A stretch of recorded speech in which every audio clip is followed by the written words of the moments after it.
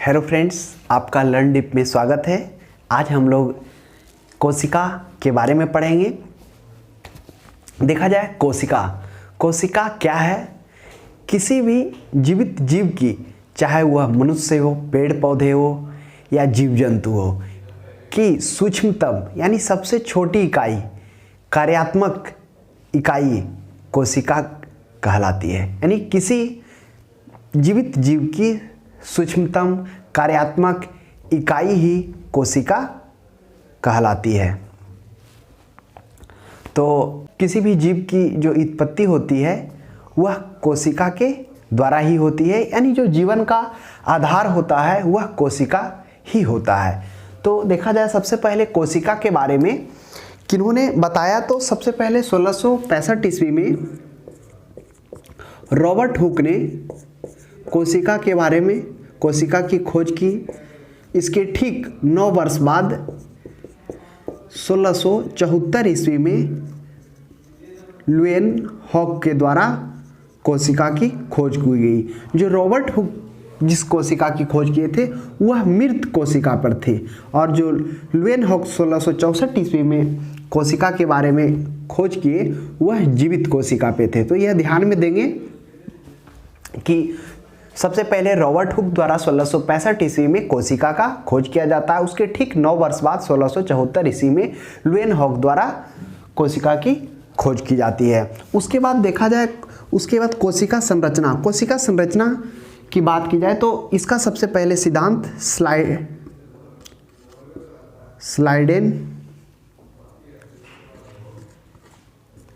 एवं स्वान के द्वारा 1838 से 39 में कोशिका संरचना के बारे में सिद्धांत दिया गया। किसके द्वारा? स्लाइडेन एवं स्वान के द्वारा 1838 से 39 ईस्वी में। इन्होंने सर्वप्रथम बताया कि किसी भी जीव की उत्पत्ति एक या एक से अधिक कोशिकाओं के द्वारा होता है। दूसरा, इन्होंने बताया कि एक जीव की उत्पत्ति होने के लिए कोशिका का होना अत्यंत आवश्यक है। तीसरा, इन्होंने बताया कि जो कोशिका है वह अपने आप में एक स्वाधीन इकाई होता है, यानी वह अपना कार्य खुद कर सकता है, वह अपना ग्रोथ खुद कर सकता है, लेकिन वह क्या होता है? एक ग्रुप में होता है। तो इस तरह से स्लाइडेन एवं स्वान द्वारा 1838 ईस्वी से 39 में कोशिका संरचना के बारे में बताया गया। उसके बाद कोशिका की बात की जाए तो कोशिका 2 प्रकार का होता है। एक प्रोकैरियोटिक कोशिका होते हैं, प्रोकैरियोटिक, और दूसरा यूकैरियोटिक। ये 2 प्रकार की कोशिकाएं होते हैं। पहला प्रोकैरियोटिक कोशिका वैसी कोशिका होती है जो अर्ध विकसित होती है, और यूकैरियोटिक वैसी कोशिका होती है जो पूर्ण विकसित होती है। जो प्रोकैरियोटिक कोशिकाएं होती है इसमें केंद्रक का अभाव रहता है, लेकिन जो यूकैरियोटिक कोशिकाएं होती है इसमें पूर्ण विकसित होता है। तो इस तरह से हम लोगों ने यहाँ पे देखा कि कोशिका 2 प्रकार के होते हैं, एक प्रोकैरियोटिक और एक यूकैरियोटिक। जो यूकैरियोटिक कोशिकाएं होते हैं यह 2 जंतु और पादप, ये जो ऊपर है जंतु कोशिका का संरचना है और नीचे पादप कोशिका का संरचना है, तो यही दोनों में पाया जाता है। अब हम लोग देखेंगे जो यूकैरियोटिक कोशिकाएं होती हैं यह खासकर किसमें होते हैं? जो यूकैरियोटिक कोशिकाएं होते हैं जीवाणु, विषाणु और हरित लवक शैवाल जो होते हैं उसको छोड़कर बाकी जितने भी जीव जंतु होते हैं उसमें यूकैरियोटिक कोशिकाएं पाए जाते हैं। जो प्रोकैरियोटिक होता है खासकर जीवाणु, विषाणु और हरित लवक शैवाल में पाए जाते हैं, तो ध्यान में रखेंगे। तब कोशिका की बात की जाए तो यहाँ पे हम लोग क्या पढ़ेंगे? कोशिका के बारे में पढ़ेंगे। और इधर जब कोशिका की बात की जाती है तो कुछ ऐसे भी कोशिका हैं जिनसे क्वेश्चंस पूछा जाता है। अगर सबसे बड़े कोशिका की बात की जाए और सबसे छोटे कोशिका का, तो माइकोप्लाज्मा, यह सबसे छोटी कोशिका होती है माइकोप्लाज्मा, और सबसे लंबी कोशिका कौन होती है? तंत्रिका तंत्र होती है, यह भी आप ध्यान में रखेंगे। उसके बाद जो सबसे बड़ी कोशिका होती है वह ऑस्ट्रिच और शतुरमुर्ग के जो अंडे होते हैं वह सबसे बड़ी कोशिकाओं में आते हैं। तो इस तरह से हम लोगों ने यहाँ पे देखा कोशिकाओं में सबसे छोटी कोशिका माइकोप्लाज्मा, सबसे लंबी कोशिका तंत्रिका तंत्र, सबसे बड़ी कोशिका क्या ऑस्ट्रिच और शुतुरमुर्ग के अंडे। उसके बाद अब हम लोग देखते हैं जो कोशिका होते हैं, कोशिका के बारे में देखेंगे कि कोशिका का स्ट्रक्चर, कोशिका में कौन कौन से भाग पाए जाते हैं, उसी को कोशिकांग कहा गया। यानी इस कोशिका के अंदर पाए जाने वाले जितने भी पार्ट्स हैं उनका अध्ययन करेंगे। उसके बाद इधर खोज करता है, यानी इस कोशिका से रिलेटेड जितने भी खोजकर्ता हैं जिन्होंने खोज किए हैं उनके बारे में अध्ययन करेंगे। और इधर विशेषता, जो उनमें कुछ विशेषता पाई जाती है जिससे क्वेश्चंस बनता है। तो आपका क्वेश्चन खोजकर्ता और विशेषता इसी से पूछा जाएगा। तो हम पहला देखते हैं कोशिकांग में कोशिका झिल्ली, सेल मेम्ब्रेन। क्या होता है सेल मेम्ब्रेन? यह क्या होता है? बाहरी आवरण और अर्धपारगम्य होता है। यानी किसी भी कोशिका को जो आकृति प्रदान होता है यही सेल मेम्ब्रेन के द्वारा। यह जो आप देख रहे होंगे कोशिका के बाहर जो इस तरह से कटीली टाइप से, यह एक क्या होती है? यह झिल्ली होती है जो किसी कोशिका के आकृति को निश्चित करती है, चाहे वो अंडाकार हो चाहे गोलाकार हो। यह एक परतदार क्या होती है? झिल्ली होती है, जिसको क्या करते हैं? बाहरी आवरण प्रदान करती है और अर्धपारगम्य होती है। ये अर्धपारगम्य क्या है? यानी क्या होता है अर्धपारगम्य? किसी भी लिक्विड को बाहर से अंदर और अंदर से बाहर यह लाने में मदद करती है, यानी यह ले जाती है। यही होता है अर्धपारगम्य। यानी कुछ लिक्विड अंदर से बाहर आ जाते हैं और बाहर से कुछ लिक्विड अंदर जाते हैं, यही होता है अर्धपारगम्य। उसके बाद जो एक कोशिका झिल्ली होती है यह लिपिड और प्रोटीन से बने होते हैं। तो यह ध्यान में रखेंगे, जो कोशिका झिल्ली होती है सेल मेम्ब्रेन, यह लिपिड और प्रोटीन से बना होता है। यह बाहरी आवरण को बनाता है और अर्धपारगम्य होता है। उसके बाद कोशिका झिल्ली के बाद हम लोग आते हैं कोशिका भित्ति में, जो सेल वॉल होता है। इसके खोजकर्ता नहीं, इससे पूछा जाता है इसकी विशेषता क्या है? यह सेलुलोज की बनी होती है। यह होता है जो यह नीचे जो है यह सेल वॉल है, यानी यह पादप कोशिकाओं में पाया जाता है और यह सेलुलोज की बनी होती है, कठोर होती है और कड़े होती है। आप लोग देखते होंगे जो पेड़ पौधे की कोशिकाएं होती है वह कठोर होती है, लेकिन जो मनुष्य का होता है, जीव जंतु का होता है, वो फ्लेक्सिबल होता है, लचीला होता है। तो जीव जंतु में ये कोशिकाएं पाए जाते हैं और पादप में ये कोशिकाएं पाए जाते हैं जो क्या होते हैं? ठोस एवं कठोर होते हैं। आप लोग पेड़ पौधे का लकड़ी का देखते होंगे, उसका जो क्या होता है? हार्ड होता है। तो इसी के कारण, क्योंकि उसमें अर्धपारगम्य नहीं पाया जाता, यानी उससे कोई ना तो अंदर जा सकता है लिक्विड, ना बाहर आ सकता है। तो इस तरह से हम लोगों ने देखा यह जो कोशिका भित्ति होती है यह सिर्फ पादप कोशिकाओं में पाया जाता है। तो आप यह भी ध्यान में रखेंगे। उसके बाद कोशिका भित्ति के बाद हम लोग आते हैं जीव द्रव। जीव द्रव, इसकी खोज डुजार्डिन के द्वारा किया जाता है। ये डुजार्डिन होते हैं जो इसकी खोज करते हैं और पुरकिंजे इसका नामकरण करते हैं। तो इसके नामकरण पुरकिंजे के द्वारा किया जाता है और खोज डुजार्डी के द्वारा किया जाता है। इसमें क्या होता है? एक कोशिका द्रव होता है और एक केंद्रक द्रव है। तो कोशिका द्रव क्या है, केंद्रक द्रव क्या है, समझते हैं। तो जो कोशिका के अंदर यहाँ पे देखा जाए, जो ये सेल मेम्ब्रेन है और यह न्यूक्लियस है, इसके बीच में जितने भी लिक्विड हैं यह कोशिका द्रव के नाम से जाने जाते हैं। और यह जो केंद्रक है, इस केंद्रक के अंदर जितने भी लिक्विड हैं, तरल पदार्थ हैं, यह केंद्रक द्रव होते हैं। तो यही कोशिका, इसमें समझने की क्या बात है? कोशिका द्रव जो इसके कोशिका के बीच में है कोशिका द्रव, और केंद्रक द्रव जो केंद्रक के बीच में है। यहाँ पर भी वही हो जाएगा। ये हो गया न्यूक्लियस, हो गया ये, हो गया सेल वॉल, हो गया। इसके बीच में जितने भी कोशिका हैं यह कोशिका द्रव कहलाएंगे और इस न्यूक्लियस के अंदर, केंद्रक के अंदर जितने भी द्रव हैं वह केंद्रक द्रव कहलाएंगे। तो क्वेश्चन क्या इससे बनता है? नहीं। क्वेश्चन आपको पूछा जाता है इसमें सबसे ज़्यादा जो जीव द्रव होता है, इसमें सबसे ज़्यादा जो परसेंटेज होता है, जल की मात्रा 80% होती है। उसमें जल H2O से बना होता है। दूसरा क्या होता है, अगर इसमें जल नहीं रहता, अगर हाइड्रोजन ऑक्सीजन से क्वेश्चंस पूछे तब उसमें क्या होता है? ऑक्सीजन की मात्रा सबसे अधिक होती है।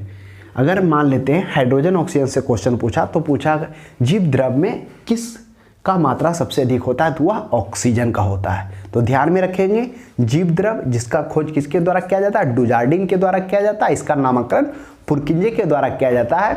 इसमें कोशिका द्रव और केंद्रक द्रव पाए जाते हैं, जिसमें खासकर 80% जल होते हैं। उसके बाद इसमें ऑक्सीजन की मात्रा सबसे अधिक होती है। उसके बाद इसी जीव द्रव में माइटोकॉन्ड्रिया, राइबोसोम और लाइसोसोम ये सब तैरते हुए रहते हैं। आगे हम लोग देखते हैं माइटोकॉन्ड्रिया। माइटोकॉन्ड्रिया इसकी खोज अल्टमैन के द्वारा किया जाता है और इसका जो नामकरण है वह बेंडा के द्वारा किया जाता है। तो यह ध्यान में रखेंगे, माइटोकॉन्ड्रिया का खोज अल्टमैन के द्वारा और नामकरण बेंडा के द्वारा।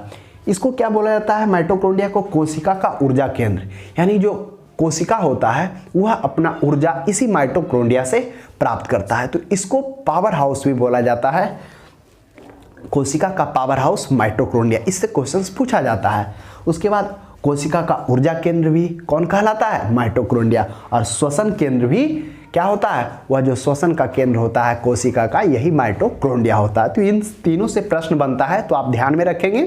जो माइटोकॉन्ड्रिया क्या हो गया?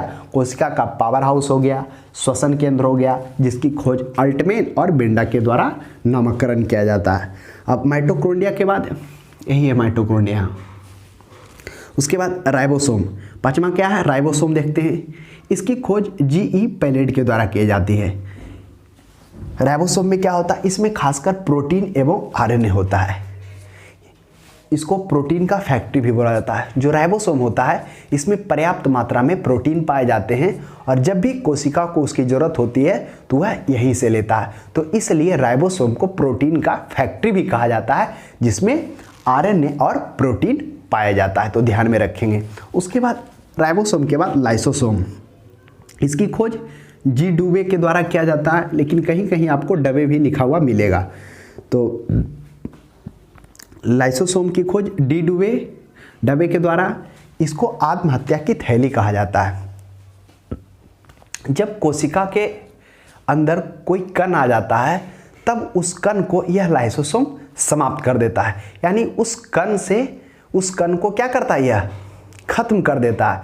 तो कभी कभी उस कण को या बाहरी तत्व को आ जाने से वह खत्म करने के दरमियान में कभी कभी वह खुद भी नष्ट हो जाता है। तो इसलिए उसको आत्महत्या की थैली भी कहते हैं। तो ध्यान में रखेंगे, लाइसोसोम क्या होता है? कोई भी बाहरी कण जिसको क्या करता है? आ जाने पर उसको समाप्त कर देता है। इसमें क्या होते हैं? एंजाइम पाए जाते हैं। कितने प्रकार के एंजाइम होते हैं? 24 प्रकार के इस लाइसोसोम में एंजाइम भी पाए जाते हैं। तो ध्यान में रखेंगे, लाइसोसोम जिसकी खोज डी डुवे के द्वारा। तो डी डुवे मतलब डूब गए किसके लिए? आत्महत्या के लिए। यानी एक पंक्ति थोड़ा मिलाकर याद कर लीजिए जिससे आपको याद हो जाएगा। तो डी डुवे खोज किसका किए थे? लाइसोसोम का, जिसे आत्महत्या की थैली कहा जाता है। उसके बाद सातवां है गोल्जी काय, गोल्जी कॉम्प्लेक्स। इसकी खोज कैमिलो गोल्जी के द्वारा किया जाता है, यानी इसके खोजकर्ता भी इसी के नामकरण से हैं। गोल्जी काय, कैमिलो गोल्जी। यह क्या होता है? स्रावी अंग होता है, सेक्रेटरी होता है। जो गोल्जी काय होता है यह क्या होता है? यह जो इसके अंदर जो कुछ लिक्विड होते हैं और जो कोशिका के बाहर लिक्विड होते हैं, उस लिक्विड को बाहर से अंदर और अंदर से बाहर जो उसका प्रबंधन करता है, ये गोल्जी काय के द्वारा किया जाता है। तो जो इसका जो लिक्विड का उसके जो कुछ बाहर से अंदर आना और बाहर से अंदर ले जाना, उसके जो प्रबंधन का कार्य यही गोल्जी काय के द्वारा किया जाता है। तो इस गोल्जी काय को क्या कहा जाता है? यातायात प्रबंधक भी कहा जाता है, क्योंकि वह उसका क्या करता है? प्रबंध करता है कि कितना बाहर ले जाया जाए और कितना अंदर से बाहर भेजा जाए। तो इसलिए गोल्जी काय को यातायात प्रबंधक भी कहा जाता है और स्रावी अंग सेक्रेटरी भी कहा जाता है। तो जिसकी खोज कैमिलो गोल्जी के द्वारा किया गया था। अगला है लवक, जिसका इंग्लिश होता है प्लास्टिड। तो ये जो लवक और कोशिका भित्ति, ये दो ऐसे हैं कोशिका के भाग जो सिर्फ पादप कोशिकाओं में पाए जाते हैं। तो आप ध्यान देंगे, इनसे भी कभी कभी प्रश्न बनता है कि निम्नलिखित में से कौन ऐसा है जो जंतु कोशिका में नहीं पाया जाता है। तो आपको सभी दिया हुआ रहेगा, उसमें एक सेल बाल दिया रहेगा, नहीं तो सेल बाल नहीं रहेगा। इधर 4 ऑप्शन रहेगा, उसमें एक लवक दिया रहेगा। तो लवक और सेल बाल दो ऐसा है जो सिर्फ पादप कोशिकाओं में पाया जाता है। तो लवक क्या है? ये लवक 3 प्रकार के होते हैं, एक वर्णी लवक, अवर्णी लवक और हरित लवक। वर्णी लवक क्या है? इसको इंग्लिश में क्रोमोप्लास्ट कहा जाता है और अवर्णी लवक को ल्यूकोप्लास्ट कहा जाता है और हरित लवक को क्लोरोप्लास्ट कहा जाता है। यह वही क्लोरोप्लास्ट है जिसके द्वारा पौधे हरे होते हैं और अपना भोजन स्वयं बनाते हैं प्रकाश संश्लेषण की क्रिया में। तो यही प्रकाश के मौजूदगी में जो अपना भोजन हरित लवक स्वयं बनाते हैं, इसलिए इसे क्या कहा जाता है, रसोई घर भी कहा जाता है। तो जो पहला वर्णी लवक है, ये क्या होते हैं, जो भी पौधे होते हैं, पौधों में फूलों तथा फलों के जो रंग आते हैं इसी वर्णी लवक के कारण आते हैं। जैसे टमाटर का रंग लाल होता है लाइकोपीन के कारण, मिर्च का रंग लाल होता है, उसके बाद हल्दी का रंग पीला होता है। तो ये सभी जो भी रंग का निर्धारण होता है पौधों में, इसी वर्णी लवक के कारण। और अवर्णी लवक कौन हो गए, यह हुए पदार्थ हुए जो क्या हैं, प्रकाश से दूर होते हैं। जैसे कोई भी पादप या पेड़ पौधे का जड़ जमीन में होता है वह सफ़ेद होता है, तने का अंदर का भाग सफ़ेद होता है, यह क्या होता है, प्रकाश से दूर होता है और इसका कलर सफ़ेद होता है, यही अवर्णी लवक हैं। और हरित लवक क्या हो गए, जो पौधों का रंग हरा होता है, वही हरित लवक के कारण, क्लोरोफिल के कारण। तो यही क्लोरोफिल क्या होता है, सूर्य की मौजूदगी में, सूर्य के प्रकाश के मौजूदगी में वह हरित लवक क्या करता है, अपना भोजन तैयार करता है, इसलिए उसको क्या कहता है, रसोई घर भी कहा जाता है। तो इस तरह से हम लोगों ने देखा प्लास्टिड में लवक में 3 लवक, वर्णी लवक, अवर्णी लवक और हरित लवक। उसके बाद केंद्रक क्या है, न्यूक्लियस। इसकी खोज किसके द्वारा किया जाता है, रॉबर्ट ब्राउन के द्वारा किया जाता है। यह किस में पाया जाता है, केंद्रिका में। इसमें क्या होता है, आरएनए होता है, गुणसूत्र डीएनए होता है। तो यह जो होता है यही हो गया न्यूक्लियस, केंद्रक। कोशिका का जो ये हो गया भाग, ये केंद्रक हो गया, ये हो गया जंतु कोशिका का, इसी के अंदर जो पाया जाता है यही केंद्रक है। तो इसमें क्या होता है, आरएनए, राइबोन्यूक्लिक एसिड, गुणसूत्र और डीएनए। तो गुणसूत्र क्या है, आपने यह आकृति कभी देखा होगा,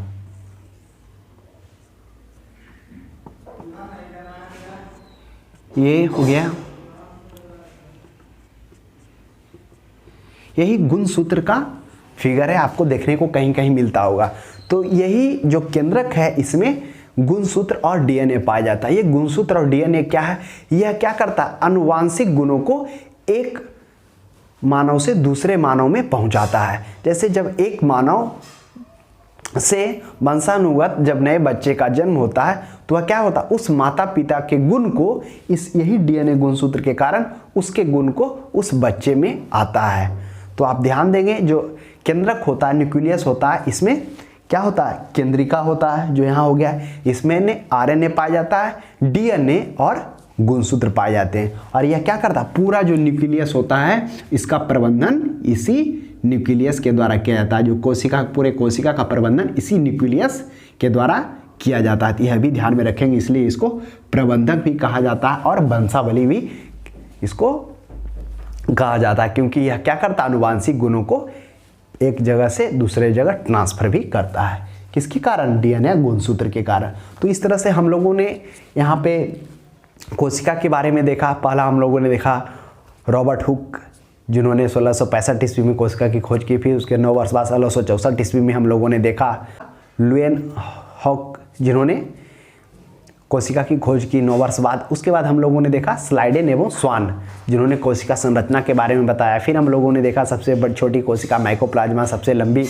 कोशिका तंत्रिका तंत्र, सबसे बड़ी कोशिका हम लोगों ने देखा ऑस्ट्रिच, शुतुरमुर्ग के अंडे। तो इस तरह से हम लोगों ने कोशिका के बारे में जाना, क्या होता है कोशिका, उनसे जितने भी प्रश्न बन सकते हैं उन सभी प्रश्नों को देखा जिससे प्रश्न पूछे जा सकते हैं। तो आज के लिए इतना ही। अब हम लोग अगले अध्याय मॉडर्न हिस्ट्री में मिलते हैं।